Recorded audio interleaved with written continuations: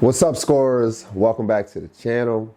Before we start, you already know what to do. Make sure you guys like, subscribe, and share. Make sure you check out our merch page at scoresociety.com. Now, it is week 1 of April, and it's been a lot. It's been a lot going on. We have Carmelo Anthony, Hall of Fame, JuJu Watkins, National Player of the Year. Talking about players and teams shooting too many threes. We got Ja Morant still doing these gun gestures, but we're going to get into that. First things first, I want to talk about the threes. I want to talk about the excessive three-point shooting right now. I watched a game with the Celtics and the Memphis Grizzlies. I'm going to read these stats off. The Celtics shot 21 for 62 against the Memphis Grizzlies from three-point range. Memphis shot 11 for 44. Now, here's the issue with this. It's a big increase from the basketball we used to know. The traditional, did I say traditional? But let's take it back to like 2014, 15, with some of the greater years of the NBA. Teams was averaging about 32 threes a game. Now we're shooting 62 of them at 33%. The reason why people or fans are getting away from the game of basketball, they don't know what to expect. There's no roles. Now, I understand positionless basketball, but there's no roles. Here's what I mean. Back in the day, we would watch a game, and we knew Tim Duncan wasn't shooting too many threes if he shot any at all. We knew Karl Malone, Sean Kemp, we knew all these guys wasn't shooting threes. We knew their game. We knew what to expect. But now you go to a game and the guy you would think should be passing the ball to your star player who you paid your money to see, he's now chucking up a three. I'm looking through the Celtics team and everyone who played shot a three. Tillman, he came in the game and only played 8 minutes and shot 5 threes. And missed them all. Only one person from the Celtics didn't shoot a three, and that's Sherman. And he only played 6 minutes. So the whole team is shooting threes, and they don't care if they make or miss. Their goal is to outscore you, and which they did. Memphis Grizzlies, they tried to play their game, 11 for 44. 11 for 44. I don't have an issue with shooting threes. I just want the guy who can hit threes to shoot the threes. I don't want anyone shooting the threes if I'm paying my hard-earned money to come see a game. Now, we're right around the corner from the playoffs. It's looking like it could be a new NBA champion. I like the Celtics. Celtics are still playing well, but the West is looking hungry. But one of the teams I really like, who I think will surprise a lot of you guys, is the Houston Rockets. The Houston Rockets is now number 2 in the West. They're not being talked about a lot because they don't have the SGAs over there. They don't have the Lukas over there, the LeBrons over there. But one thing I like about them is they have a team. They have a team that loves playing with each other. And they can play. My guy, Jalen Green, I think if he just stay aggressive, I think if he's aggressive all throughout the playoffs, he's hard to stop. He got the speed, he got the explosiveness, he can hit shots, he can break guys down, he can tear it up in the open court. I like him. And I think if he just stay aggressive and stay focused, don't take too many bad shots, I think the Rockets got a chance. And if you also put Sengun in there, they call him Baby Jokic. The reason why they call him Baby Jokic is because he can fill the stat sheet. He can get you rebounds. He can get you extra possessions from offensive rebounds. He can score. He can stretch the floor out with his shooting ability.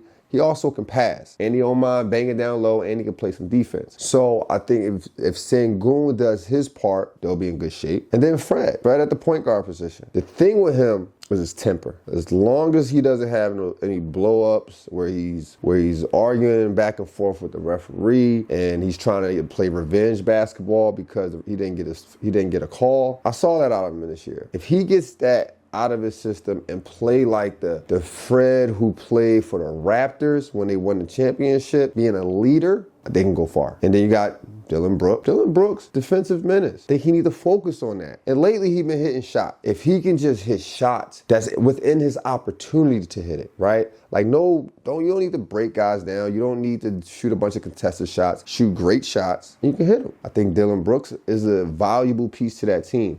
And the young guys, the rest of the young guys, Smith, Thompson, all those guys, if they don't let the lights be too bright for them, meaning once the playoffs hit, they feel like they can do more. They need to do more. They don't need to do any more than what they're doing. Be aggressive, attack the basket, work for each other, move the ball. The Rockets, I think the Rockets can surprise you. I don't know championship. Now, the championship, winning the whole championship is really going to depend on the coaching. It's going to depend on the coaching and the team buying into what he's talking about. So if he wins the if they get it to the championship, is going to have to be all on the coaching. But the rest, like before the championship, all that's up to them.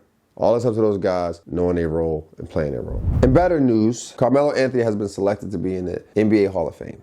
In my opinion, that is well deserved.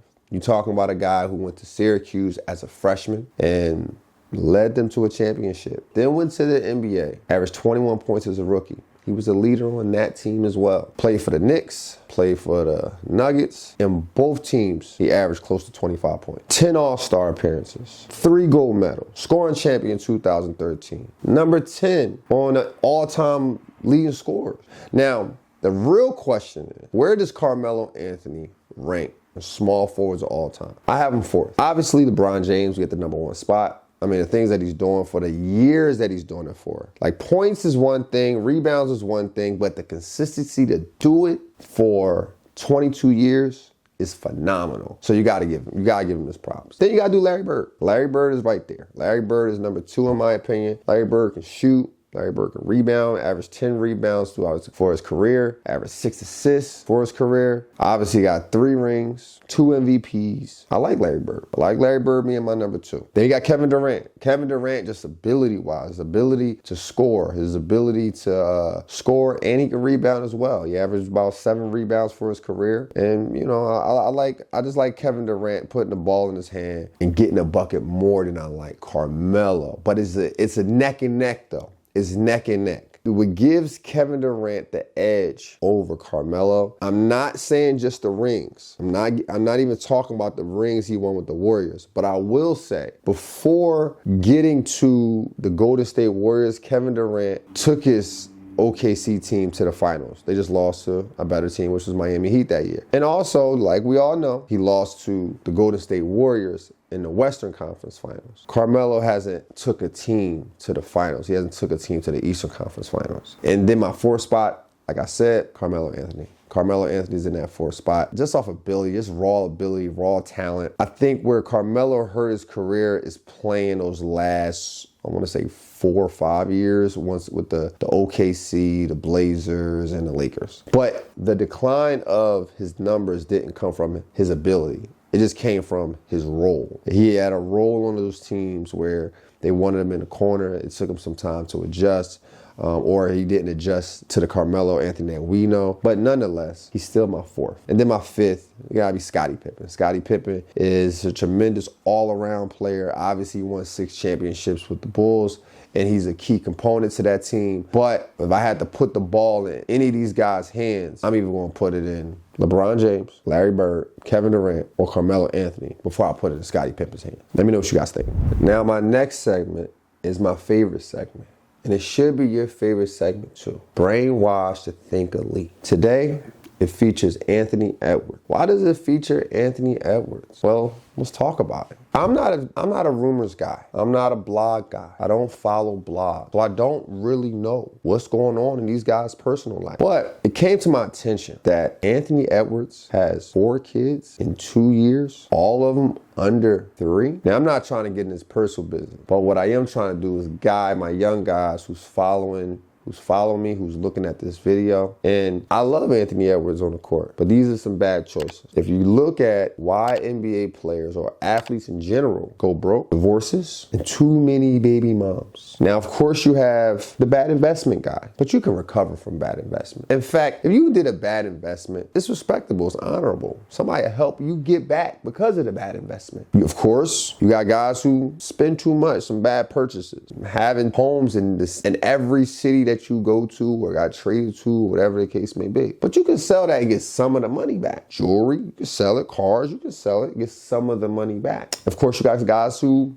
gamble. Now, gambling, let's go to a couple meetings. You'll be all right. Kids, that's 18 years. Now, if you're one of them guys like Anthony Edwards, who's explosive, who can jump, run, all those things, that's not going to last 18 years. And you're going to get more money. You're going to get more deals. And guess what? You got to pay more. And don't let these girls start moving to high-tax cities like New York, LA. They get to request more. So what I'm telling my young guys, wrap it up. Simple as that. Be smart. And not just athletes, not if you just a millionaire. No, I don't care if you work at Target. Child support, my boy. You don't want to fall into that trap. Most people go broke because of bad decisions they make with women. And I'm not disrespecting the women, but what I am telling you is the facts, is the truth. These guys are losing millions of dollars because they just not smart after 12 o'clock in the morning. Don't go that direction. Stay smart. Think higher, think above, think outside the box. Brainwash to think elite. My last segment is the comment section. This is where I like to talk to you. You who is watching this video. Now, I've been putting out some videos lately.